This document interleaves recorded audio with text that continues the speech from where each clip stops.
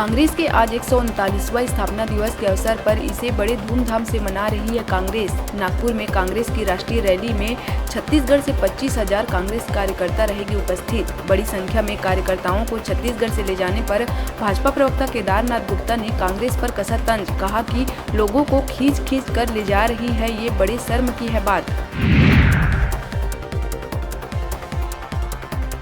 महादेव सट्टा ऐप मामले में दुर्ग पुलिस को मिली एक और बड़ी कामयाबी। लंबे समय से फरार चल रहे मास्टरमाइंड दीपक नेपाली को वैशाली नगर पुलिस और क्राइम ब्रांच की संयुक्त टीम ने किया गिरफ्तार। दीपक नेपाली दुर्ग भिलाई इलाके में महादेव सट्टा ऐप का था मास्टरमाइंड। हो सकते हैं और कई बड़े खुलासे।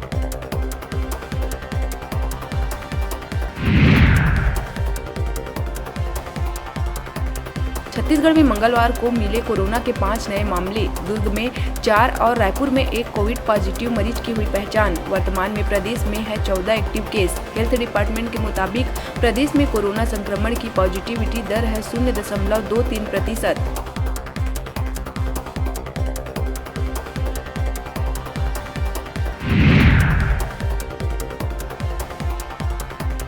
रायपुर से गोवा जाने वाली इंडिगो की फ्लाइट अचानक रद्द होने से यात्रियों को परेशानी का करना पड़ा सामना।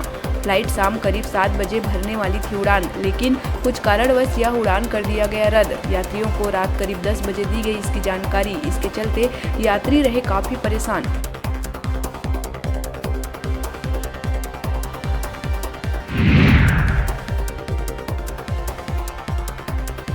गौरेला पिंडा मरवाही जिले के मरवाही क्षेत्र में एम्बुलेंस सेवा कई मामले में दम तोड़ती आ रही है नजर। आपातकालीन महतारी एक्सप्रेस की लचर व्यवस्था से नवजात की हुई मौत। समय पर महतारी एक्सप्रेस नहीं मिलने से प्रसव के बाद समुचित इलाज नहीं मिलने पर नवजात ने रास्ते में तोड़ा दम।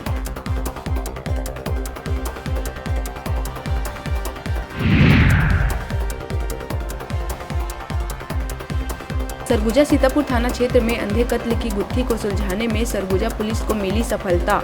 हत्या के आरोपी को 5 दिनों के भीतर कर लिया गया गिरफ्तार। पड़ोसी युवक ने 23 साल की महिला से दुष्कर्म के बाद उसकी हत्या कर 100 को छोटे कुएं में फेंक कर हो गया फरार। आरोपी सुनील तिर्की मुड़ापारा सुर थाना सीतापुर का है निवासी।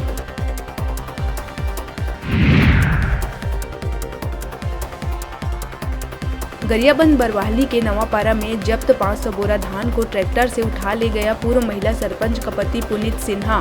अधिकारियों को सूचना देने के बाद भी अभी तक नहीं की गई है कोई कार्रवाई। वहीं मंगलवार देर रात 2 वाहनों से 110 बोरा धान किया गया जब्त। तो वहीं कांदामुड़ा में बाइकर्स गैंग की चुनौती है बरकरार।